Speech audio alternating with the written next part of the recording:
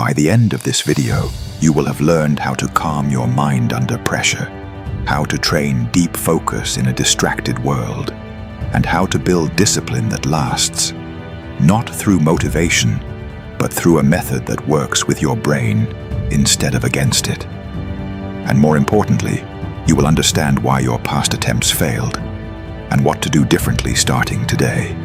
If that sounds like something you need, stay with me. Have you ever noticed how easy it is to promise yourself change and how hard it is to keep it? You tell yourself you'll focus tomorrow, you'll start that habit next week, you'll finally become consistent. But when the moment comes, something invisible pulls you off course. Your attention drifts, your energy fades, and afterward, you're left with the same quiet frustration. Why can't I just do what I know I should do? This isn't a lack of intelligence. It isn't laziness. It isn't even a lack of discipline. It's biology. Your brain evolved to survive, not to thrive in a world of constant stimulation. It is wired to scan for novelty, avoid discomfort, and conserve energy. In the modern environment, those systems are constantly triggered by screens, information overload, social comparison, and emotional stress. The result is a mind that feels busy but ineffective, restless but exhausted. Yet throughout history, there were people who learned to train their minds differently, not to escape the world, but to act within it with clarity, steadiness, and purpose.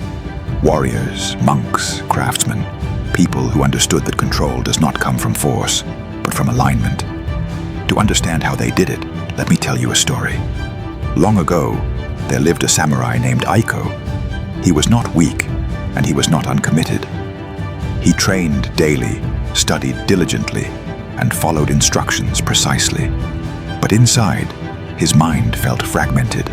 During practice, his thoughts raced ahead of his body. During rest, his mind replayed mistakes.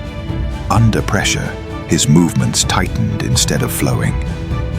One evening, after another frustrating day, Aiko sought out his old teacher. He expected stricter discipline, more drills, harsher correction. Instead, the teacher asked him a single question. Why do you believe effort alone creates mastery? Aiko had no answer. The teacher led him to a quiet courtyard and asked him to sit. No sword, no movement, just stillness. This, the teacher said, is where training truly begins. The first lesson Aiko learned was something science now confirms. The brain cannot learn efficiently when it is overloaded.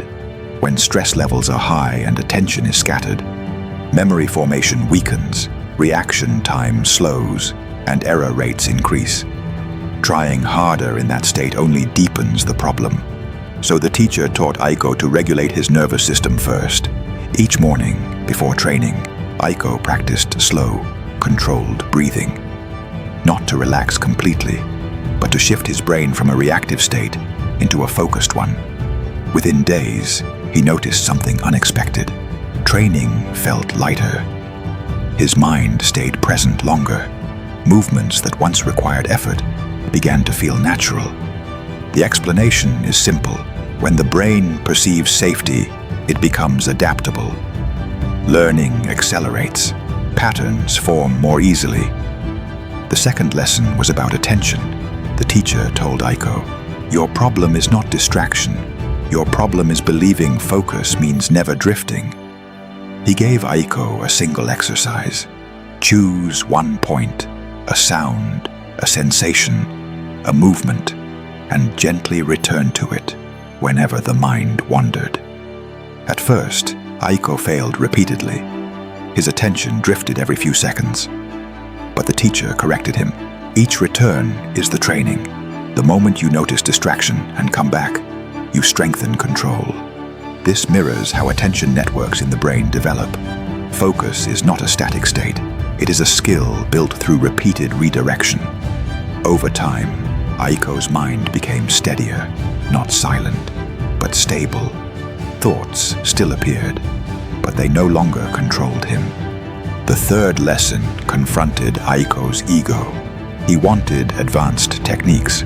The teacher refused. Instead, he assigned a single foundational movement and demanded it be practiced slowly, deliberately, and repeatedly. Aiko grew impatient. "I already know this," he said. The teacher replied, "Knowing is not the same as embodying. Skill becomes reliable only when it moves from conscious effort into automatic execution. That transition happens through precise repetition, not variety." Each time Aiko corrected a small error before repeating the movement, his brain reinforced the correct pattern. Over weeks, his body began to move without instruction. The technique stopped being something he performed. It became something he expressed. But the most transformative lesson came last. One day, the teacher said, "If you want control over your life, stop obsessing over what you want. Start paying attention to what the world responds to." Aiko didn't understand. The teacher explained, "Your mind filters reality. It shows you what it believes matters. If your attention is trapped in fear, craving, or comparison, that is what your world will be filled with. If your attention is trained towards skill, contribution, and clarity, different opportunities become visible." This is not philosophy. It is how perception works. What you repeatedly think about shapes what you notice. What you notice shapes your decisions. And your decisions shape your life. Aiko began to shift his focus outward. Instead of asking, "How do I win?" he asked, "What does this moment require?" Instead of chasing validation, he refined his craft. Instead of forcing outcomes, he improved inputs. Slowly, the pressure lifted. Not overnight, not dramatically, but permanently. His movements became efficient, his decisions calm, his presence grounded. Others began to trust him, follow him, rely on him, not because he demanded it, but because he had become consistent and dependable. Aiko did not become extraordinary by wanting more. He became extraordinary by aligning his mind with how learning, focus, and discipline actually work. And that same alignment is available to you.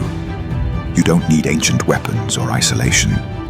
You need principles that respect how your brain functions, and the patience to apply them daily.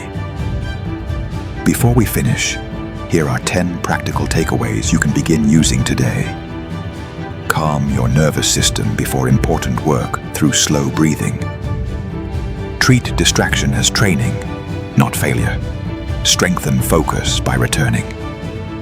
Work in short, deliberate sessions to prevent mental overload. Break goals into small, clearly defined actions.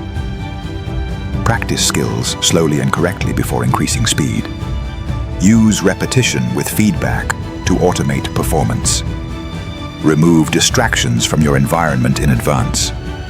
Focus on improving what you offer, not obsessing over results. Notice your recurring thoughts. They shape your perception. Build discipline as a system, not a mood. Consistency beats intensity. You don't change your life by forcing yourself harder. You change it by training your mind correctly. And once you understand that, progress stops feeling like a battle and starts feeling like momentum.